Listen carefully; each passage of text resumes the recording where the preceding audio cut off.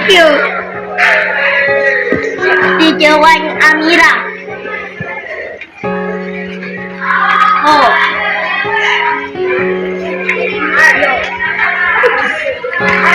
Gratification.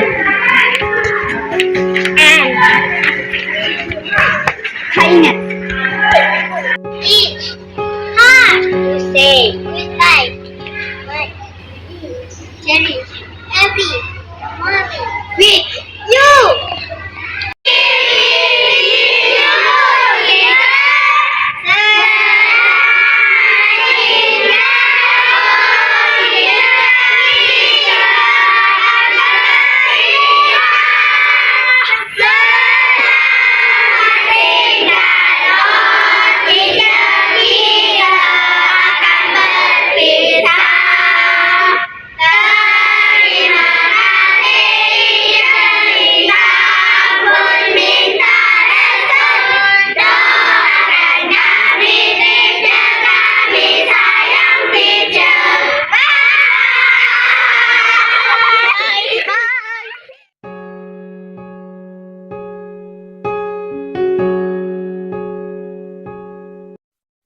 Teacher is clever.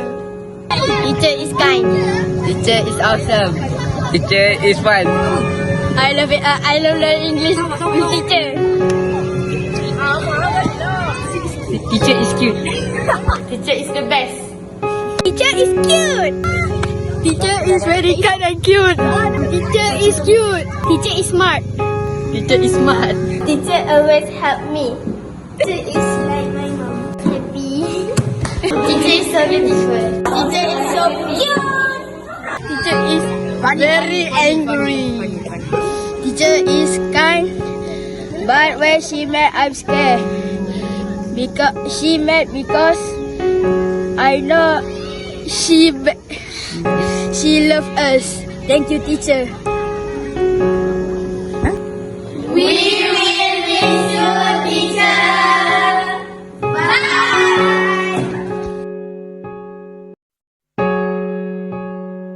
Orang kata yang patah tumbuh, yang hilang akan berganti. Itulah ungkapan yang selalu orang percaya. Namun, bukan semua perkara boleh digantikan dengan mudah. Mami. Mami. Mami. Mami. Mami. Mami. Mami. Mami. Mami. Mami. Mami. Mami.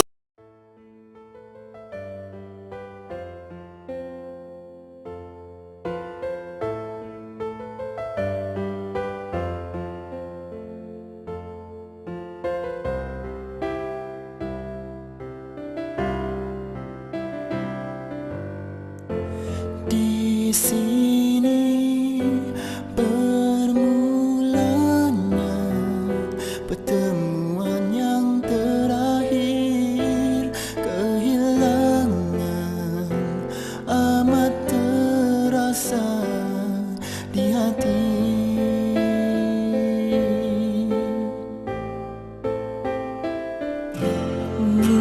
Mungkinkah ini yang tertulis di tangan takdir?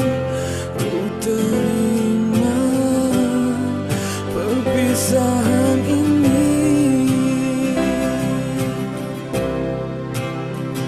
Dulu kita satu jiwa, satu impian. Susah dan senang kita bersama. Namun itu semua hanya sementara.